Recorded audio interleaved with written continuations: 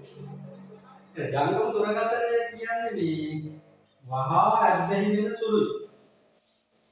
ජංගම දුරකථනය වහා ඇබ්බැහි වෙන සුළුයි. ඒක අපි ඇබ්බැහි වෙන එක හොඳ පැත්තට යොදාගත්තොත් කිසි ප්‍රශ්නයක් නැහැ. අපිට අපේ වැඩ කටයුතු පාසුවෙන් කරගෙන අපිට වැඩේ ගොඩ දා ගන්න පුළුවන්. හැබැයි ඉතින් වැඩේ තියෙන්නේ අපේ ළමයි මොකද කරන්නේ? ඔක නරක පැත්තට තමයි ඇබ්බැහි වෙන්නේ. නේද? එක ළමයි කිව්වා ෆෝන් එකට ඉතින් ඇබ්බැහි වෙලා කියන්නේ උපරිමටම ඇබ්බැහි වෙලා. එනවා ගේම් ගහන එක. ඔබ තමයි කරන්නේ. අර ගේම් ගහනකොට මෙහෙම ඉල දෙකෙන් ගහන්නේ මම දැකලා තියෙනවා. ඒ අර මොම අපි වැඩ කරනකොට ඇඟිලි වලට දාඩිය දානවා. ඒකට පොඩි මේස් දෙකක්. මම හිතන්නේ කඩේ ඇති නැත්නම් ගෙදරින් මම දීලා ඉන්නේ. හරි. මම මේස් දෙකක් දාගෙන තමයි කොච්චරක් මේක ඔබන්නේ. ඊට පස්සේ අම්මා ඇවිල්ලා කිව්වා මෙහෙම මේ ළමයා ෆෝන් එකට ඇබ්බැහි වෙලා ඉන්නවා පාඩම් වැඩ මොකුත් කරන්නේ නැහැ. ලකුණුත් අඩුයි දැන් වාර විභාග ලකුණුත් අඩුයි. ඒ විදිහට කිව්වා. ඊට පස්සේ මම ගැන කතා කරා.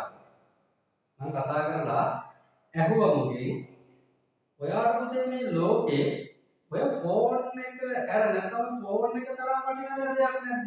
මම එහෙම ඇහුවේ දැන් ෆෝන් එක වගේම උඩ වටින වෙන මොකක් හරි දෙයක් තියෙනවා නම් අපිට ඒක රීප්ලේස් කරන්න පුළුවන්. ෆෝන් එක වෙනුවට එන ඔයා මේ දේ කරන්න. පොත පාඩම් කරන්න. ගණන් වල වාසන නම් ඒක කරන්න.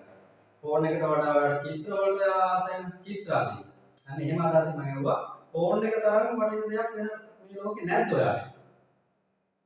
මොඩියා කල්පනා කරලා කිව්වා තියෙනවා සර්. මටත් දැන් සතුටුයි. ඒක ඇතුලේ සතුටුයි.